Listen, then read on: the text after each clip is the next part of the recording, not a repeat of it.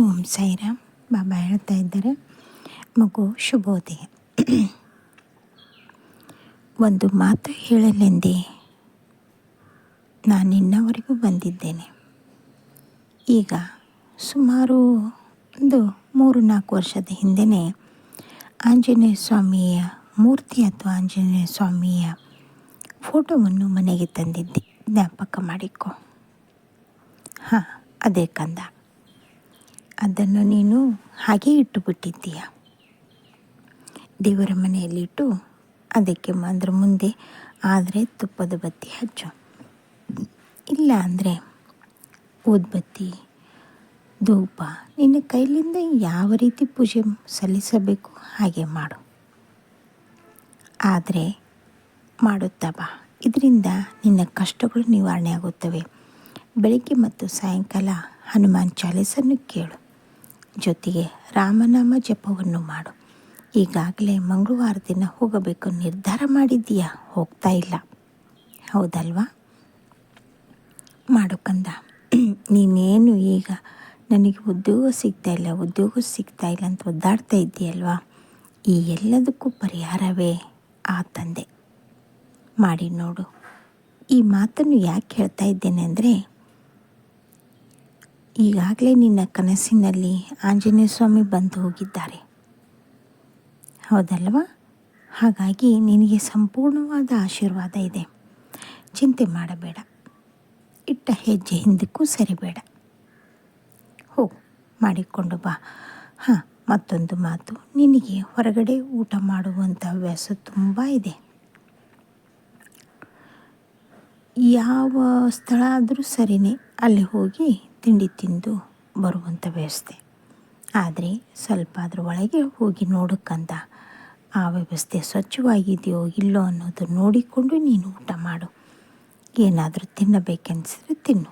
ಯಾಕೆಂದರೆ ಇದರಿಂದ ನಿನ್ನ ಆರೋಗ್ಯ ಹಾಳಾಗೋದು ಎಲ್ಲ ಮುನ್ಸೂಚನೆ ಇದೆ.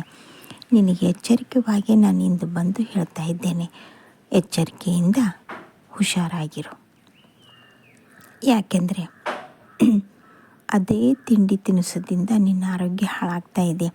ನಿನ್ನ ದೇಹಕ್ಕೆ ಬೇಕಾಗುವಂಥ ಎಣ್ಣೆ ಪ್ರಮಾಣ, ಸಕ್ಕರೆ ಪ್ರಮಾಣ ಇವೆಲ್ಲವೂ ಹೆಚ್ಚಿನ ಪ್ರಮಾಣದಲ್ಲಿ ಆಗ್ತಾಯಿದೆ. ಆಗಿರೋದ ಕಾರಣಕ್ಕಾಗಿಯೇ ನಿನಗೆ ಎಲ್ಲ ರೀತಿಯ ಒಂದು ಅನಾರೋಗ್ಯದ ಲಕ್ಷಣವು ಬರ್ತಾಯಿದೆ. ಹಾಗಾಗಿ ನೀನು ಎಚ್ಚರಿಕೆಯಿಂದ ಇರಲೇಬೇಕು. ಮನೆಯಲ್ಲಿ ಮಾಡಿಕೊಂಡು ತಿನ್ನು.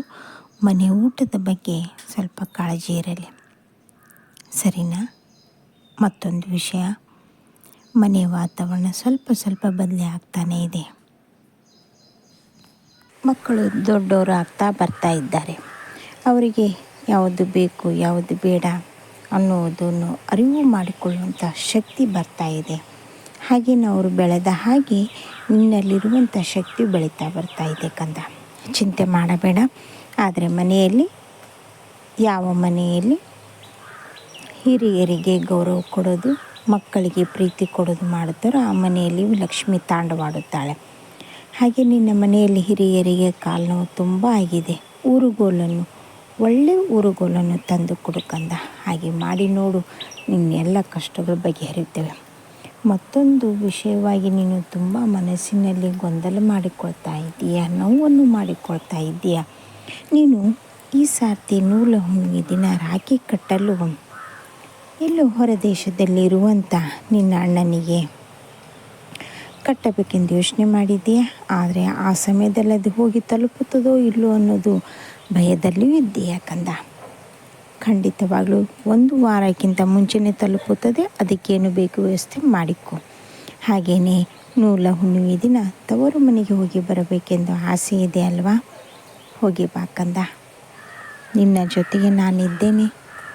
ಅಕಸ್ಮಾತ್ ನೀನು ಹೋಗೋದಿದ್ರೂ, ಅವರು ನಿನ್ನ ಮನೆಗೆ ಬರದಿದ್ರೂ, ನೀ ತವ್ರ ಮನೆ ಜನರ ಜೊತೆಗೆ ನೀನು ಭೇಟಿಯಾಗುವಂತೆ ಇದು ನಾನು ಕೊಡ್ತಾ ಇರುವ ಭಾಷೆ. ನಿನ್ನ ನೋವು ನನಗೆ ಗೊತ್ತು. ಹೆಜ್ಜೆಗೂ ಅವರಿಗೆ ಒಳ್ಳೆಯದಾಗಲಿ ಅಂತ ಬಯಸ್ತಾ ಇದ್ದೀಯ ಅಂದ ಮೇಲೆ ಖಂಡಿತವಾಗಲೂ ಈ ವಿಷಯದಲ್ಲಿ ನೀನು ಸಂಪೂರ್ಣವಾದ ಆಶೀರ್ವಾದ ಪಡೆಯುತ್ತೆ ಕಂದ. ಚಿಂತೆ ಮಾಡಬೇಡ.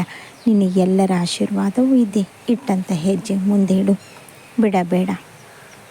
ಈ ಸದ್ಯದರಲ್ಲಿ ಕೈ ಹಾಕುವಂಥ ಕೆಲಸಕ್ಕಾಗಿ ನಾನು ನಿನಗೆ ಸಾಥ್ ಕೊಡ್ತಾ ಇದ್ದೇನೆ. ಇಂದು